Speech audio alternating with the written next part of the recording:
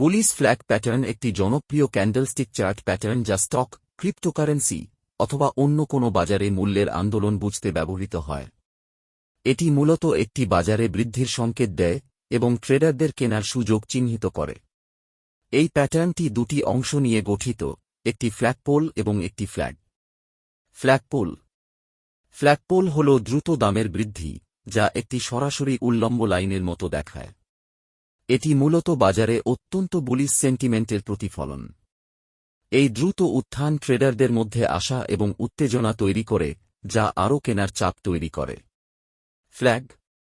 ফ্ল্যাগপোলের পরে মূল্যের একটি সাময়িক সংশোধন বা পাশাপাশি আন্দোলন ঘটে, যা একটি ছোট রেক্ট্যাঙ্গুলার এলাকা তৈরি করে যেটি ফ্ল্যাগের মতো দেখায়।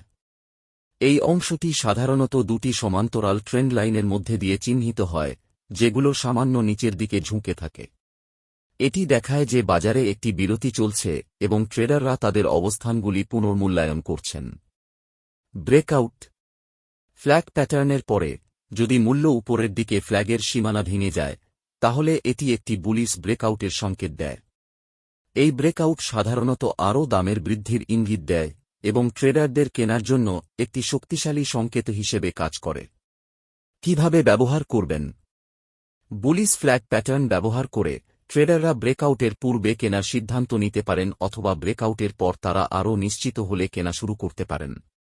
এটি সঠিক সময়ে লেনদেন করার জন্য একটি কার্যকরী স্ট্র্যাটেজি হিসেবে কাজ করে, যা লাভের সুযোগ বাড়ায়।